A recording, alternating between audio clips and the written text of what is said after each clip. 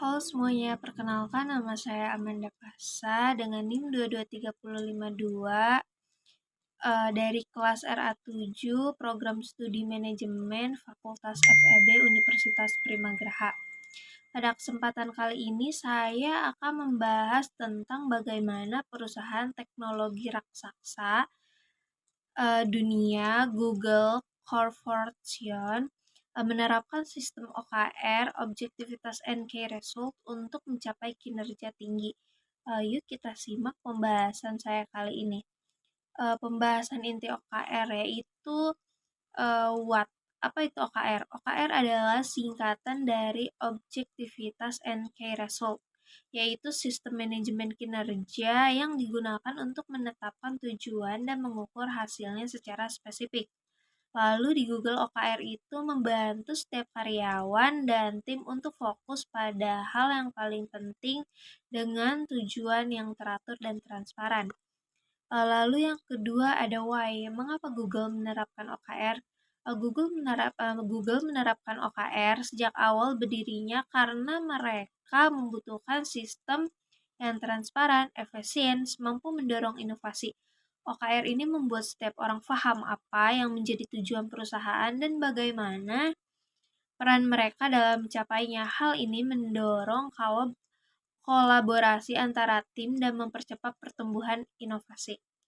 Lalu yang ketiga ada where, di mana OKR diterapkan. OKR itu diterapkan di seluruh lini organisasi Google, mulai dari level yang eksklusif secara CEO, terus lalu hingga level tim dan individu, baik di kantor pusat maupun cabang. Semua karyawan membuat OKR secara mereka sendiri dan hasilnya bisa dilihat secara internal di perusahaan. Lalu ada when, kapan OKR digunakan? OKR digunakan disusun setiap kuartal, yaitu setiap 3 bulan sekali. Tujuannya, tujuan objektivitas biasanya tetap tinggi dan menantang.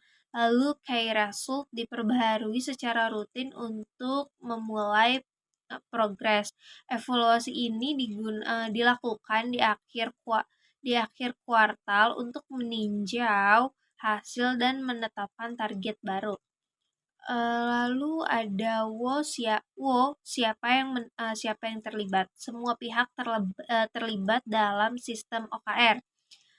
CEO dan manajemen menentukan tujuan besar di perusahaan, lalu manajer dan tim menyusun OKR berdasarkan arah tersebut.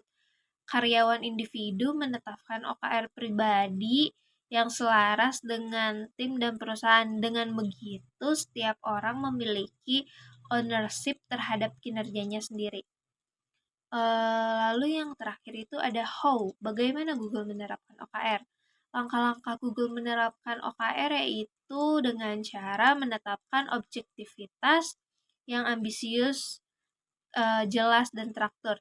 Lalu merancang key result yang ambisius sebagai indikator kebersihan, misalnya beberapa persen meningkatkan pengguna jumlah produk diluncurkan atau tingkat kepuasan pelanggan. Lalu monitoring secara berkala dengan tools internal dan transparansi penuh antar karyawan.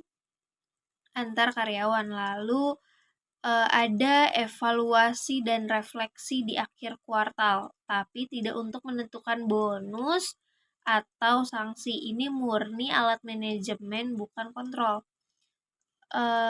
Lalu dari penerapan OKR ini, kita bisa belajar bahwa pentingnya transparansi tujuan dan hasil.